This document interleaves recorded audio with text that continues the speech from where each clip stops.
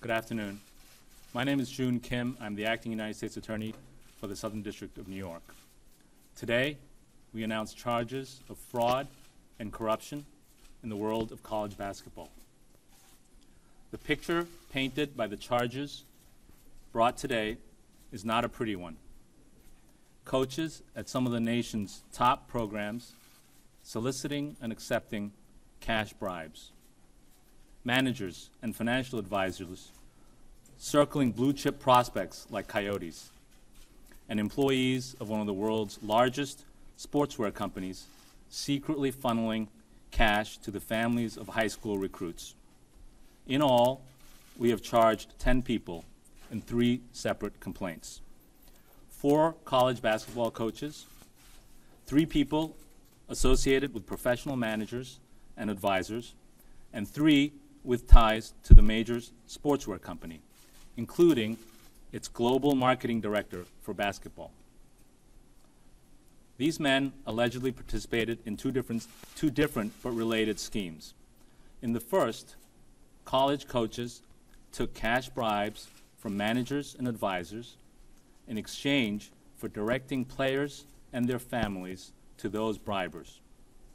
In the second scheme, managers, advisors, and those affiliated with the sportswear company worked together to funnel money to families of some of the country's top high school recruits, upwards of $100,000, for the players' commitment to play for the schools sponsored by that company. Let me start with some details about the first scheme. We have charged 4 college basketball coaches: Chuck Person, Lamont Evans, Emmanuel Richardson, and Anthony Bland. They are all associate or assistant coaches at major Division I schools with top-tier basketball programs. They have all been in and around the game of basketball for a long time, and one, Chuck Person, played and coached in the NBA. All of them had the trust of the young players they coached and recruited, young men who looked up to them and believed that the coaches had their best interest at heart. Chuck Person, in describing his influence over one of his players, put it this way, quote, "He listens to one person. That is me." Chuck Person also explained that his players trusted and looked up to him because, as he reminded them, he had coached Kobe Bryant and had worked for Phil Jackson. But as alleged, these coaches abused that trust placed in them by the players and their families, and they violated the duties that they owed to their schools. In exchange for bribes ranging from $13,000 to almost $100,000 each, these coaches allegedly pushed particular managers and advisors on the players and their families. And certain of the coaches arranged for separate payments to be made to the families as well. Anthony Bland described what he could do for the managers and advisors this way, quote, "I can definitely mold the players and put them in the lap of you guys." The professionals whose lap the corrupt coaches put their players in were the defendants: Christian Dawkins, Munish Sood, and Rashawn Michelle. Dawkins was an athlete recruiter for a sports agency who was trying to start his own sports management business. Sood was an investment advisor, and Michelle owned a company that sold suits and other high-end clothing to professional athletes.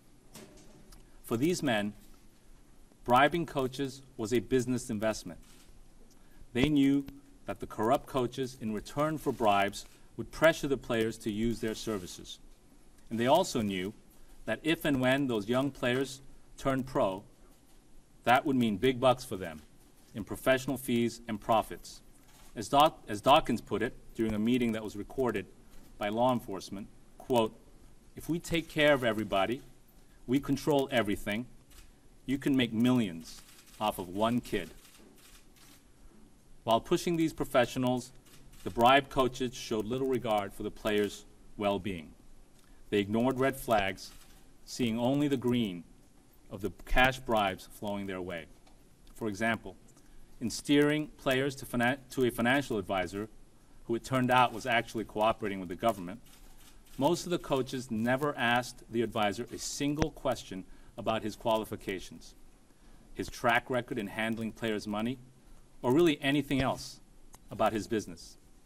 A simple Google search by the coaches of the advisor's name would have revealed that the SEC had brought securities fraud charges against him just last year, including for misusing his professional athlete clients' money. Similarly, with Christian Dawkins, none of the coaches warned the players or their families that Dawkins had lost his job at a sports management company after an NBA Players Association investigation revealed that he had misused his clients' credit card to pay tens of thousands in unauthorized purchases. But it wasn't just that the bribe-taking coaches ignored red flags and didn't seem to care about the qualifications of the advisors.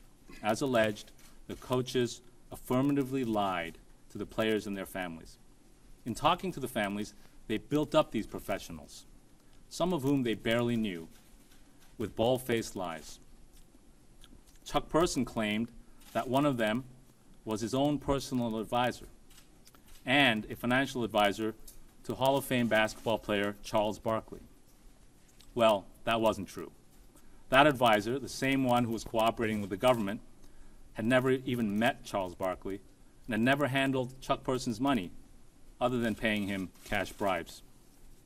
Chuck Person also assured a player's mother that he himself had not received a penny for promoting that advisor to her. That was a lie, too. That conversation took place 5 days after Person had taken an envelope filled with $15,000 in cash from that very advisor during a secret meeting in a Manhattan hotel room. By allegedly accepting bribes in this way, these four coaches not only breached their obligations to their schools, violated NCAA rules, and betrayed the trust of their players, they also committed serious federal crimes, as did the managers and advisors who paid them.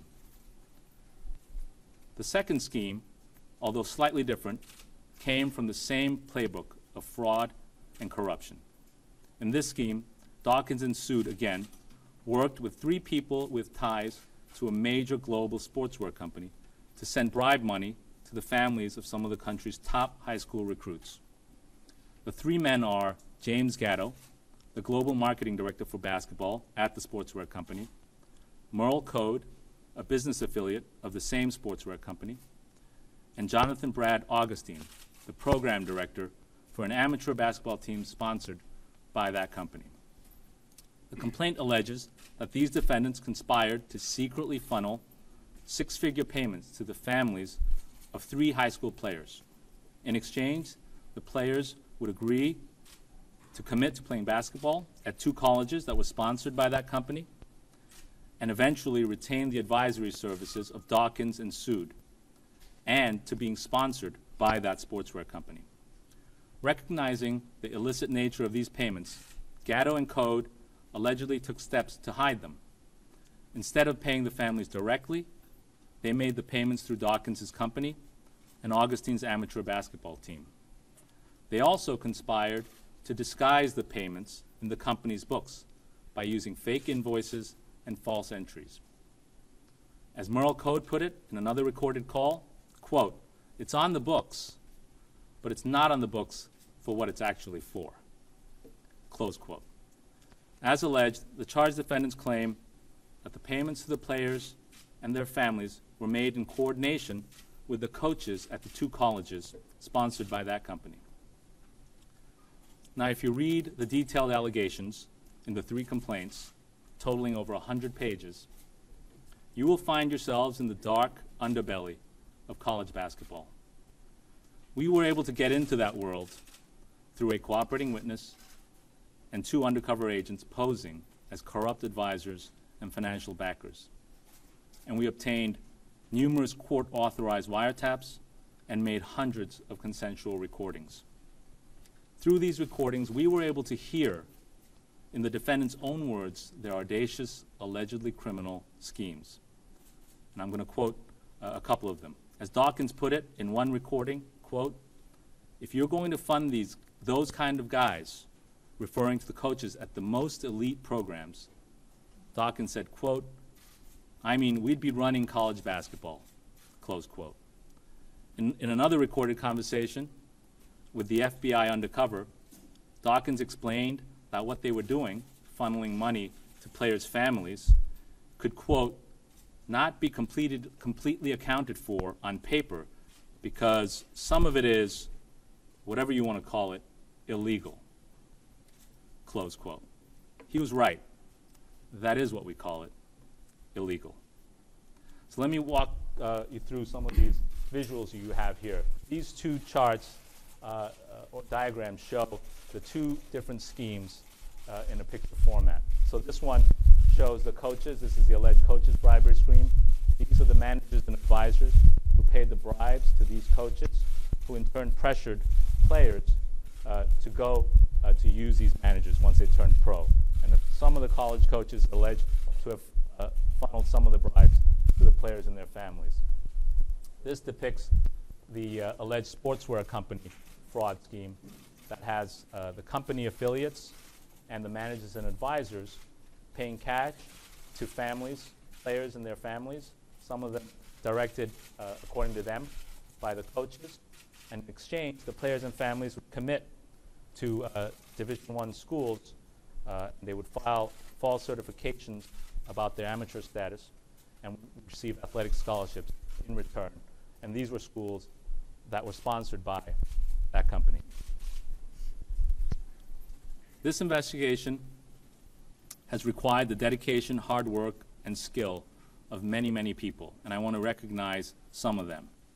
First, I want to thank our great partners at the FBI, represented here today by Assistant Director in Charge Bill Sweeney, Special Agent in Charge Mike McGarity, and Assistant Special Agent in Charge George Kuzami.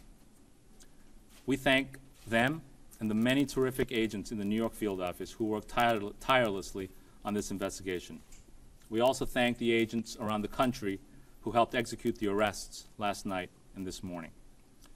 We do so many of our most important groundbreaking cases with the FBI, and this is certainly one of them. Second, I want to thank the career prosecutors and investigators in our office who have worked relentlessly and masterfully on this case. They are Assistant United States Attorneys Robert Boone, Ted Discant, Noah Solowychik, and Alini Floater, as well as Tatiana Martins and Russell Capone, the Chief and Deputy Chief of our Public Corruption Unit. And I also want to recognize the criminal investigators in our office, and in particular Laval Jackson for all of his work. For the defendants charged today, the madness of college basketball went well beyond the big dance in March. Month after month, the defendants exploited the hoop dreams of student athletes around the country, allegedly treating them as little more than opportunities to enrich themselves through bribery and fraud schemes. Fraud, abuse, and corruption of the type alleged in the charges brought today contaminates all that is good and pure around it, and it has no place in college sports. The defendants' alleged conduct not only sullied the spirit of amateur athletics, but it showed contempt for the thousands of players and coaches who follow the rules and play the game the right way. And as many of them hit the hardwood floors later this week for college basketball's first official day of practice, we hope that these charges and arrests will help keep the sport that they love clean and honest. Thank you. I'd like to bring to the podium now Bill Sweeney, Assistant Director in Charge of the FBI's New York Field Office.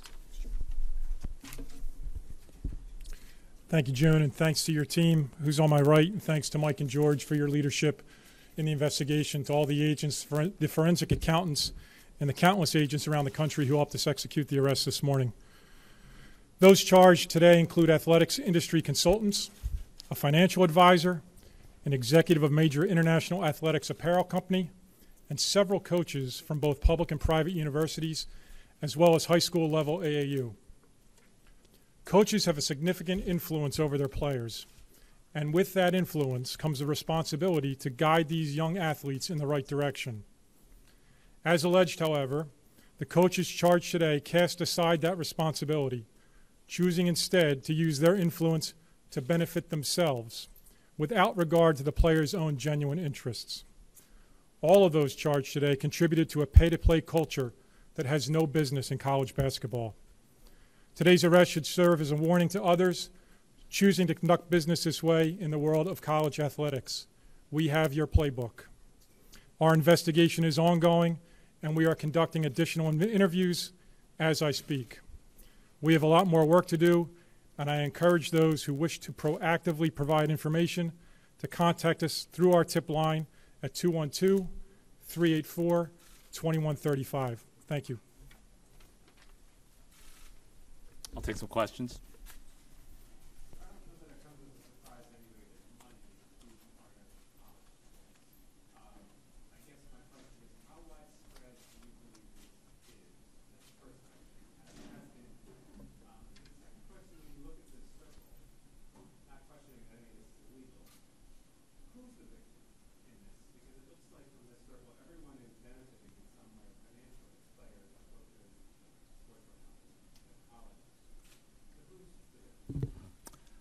So you had two questions. One is how pervasive do I think it is, and who's the victim.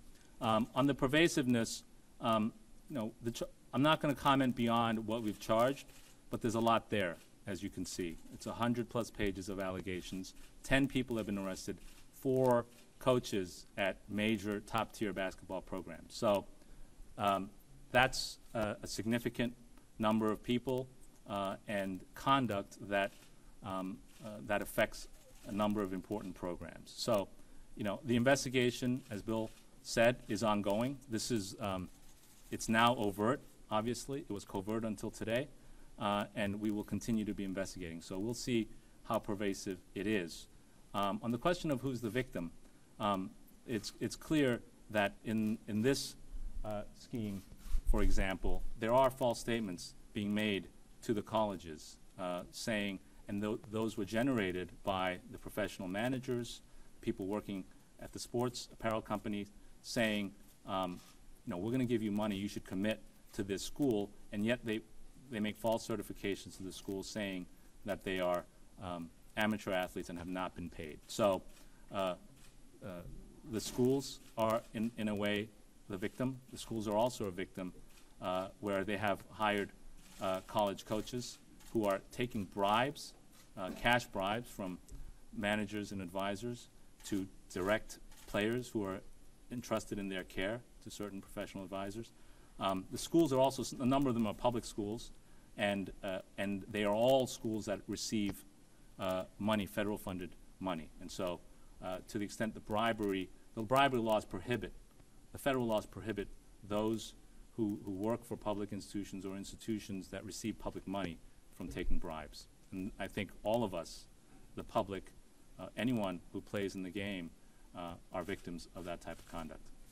I'm wondering what kind of cooperation you've had with the NCAA up until this point, and what kind of discussions you're going to have from here on. The investigation was covert until this morning, so we have reached out to the NCAA, and we will be working and talking to them. Until today, I don't believe they were aware of this investigation. You've established a special phone number in this case. What's your message to people that are in the programs that are referencing your charging documents today? And what's your message to people maybe in other programs about what you want to have them fall forward about, and your message to them is maybe cooperate as well? Yeah, the message to them, along the lines of what Bill Sweeney said, is if you were someone who engaged in this type of conduct, or you are aware of others who have engaged in this type of conduct, call us. Call the FBI hotline number that's on our press release or our office and tell us about it. If you're someone who yourself engaged in some of this conduct, I'd also encourage you to call us because I think it's better for you to call us than us to be calling you when we're ready to charge you.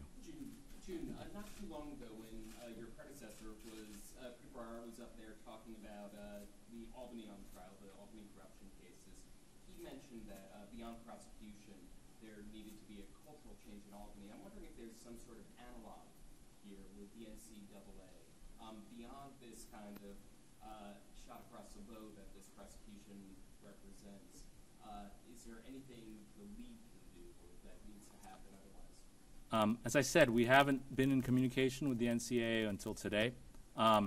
So the message of this case is that we have uncovered the conduct that we've alleged in this complaint. It is serious. They are federal crimes, and it involves a number of important programs and important coaches. And the message is, if it is pervasive, then people should be looking at it. And I'm not going to comment much more on what the NCAA should or could do. We speak through our charges, and I think the charges speak pretty loudly. Would you say that it's fair to say that the charges hinge on those NCAA rules? And secondarily, without you telling what the NCAA to do, was it important to you beyond the fact that because of NCAA rules with false certifications, and certainly what you just said, you've kind of spoken independently of the importance of amateurs in college sports. Do you guys take a position that it's important that college sports be amateur? Let me take that last part first. We're a prosecutor's office. We're not taking a position on what's good for amateur sports or things of that nature. What we do take a position on is if you violate the law, we're going to investigate it and prosecute you. So the question about whether we're not here to regulate college basketball, but if we find that you're engaged in conduct where you are violating, for example, in the charges that we have brought, wire fraud statutes, the Travel Act, bribery statutes, then you will be prosecuted. Hey, Bill, Bill, when you guys did FIFA, the FBI kind of stumbled upon that from another type of case. How'd you get involved in the start of this one? Did it originate with the SEC or just? So for those who couldn't hear the question was, how did we get involved and how we start this case? And you should know that I'm not going to answer that. I might answer some of it. I think in the complaint, we do allege that a cooperating witness who I've mentioned was charged by the SEC, that he became a cooperating witness after being charged by the SEC, and then he had in the past engaged in this type of conduct and said, I'm aware of people who are willing to do this, and then he was inserted. And so that's in the public documents. Is there any evidence that the players who were pushed to cooperator or to Dawkins, I think the one who was charged with credit card fraud or fired for credit card fraud, any evidence that those players have been defrauded or ripped off in any way by these managers? There is no allegation in the complaints that I'm aware of the players that are described in the complaints being ripped off by these defendants, other than being told all the lies that I referenced and being told that they're being sent towards certain advisors because they thought it was in their best interest, when in fact they were just getting bribes.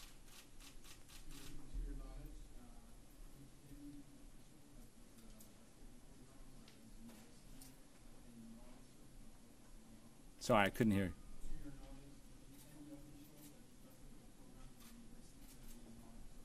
Did any officials at the well, there are a number of coaches who have been charged.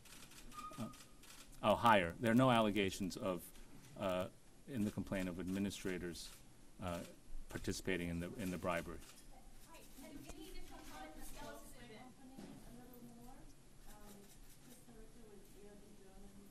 Mm-hmm.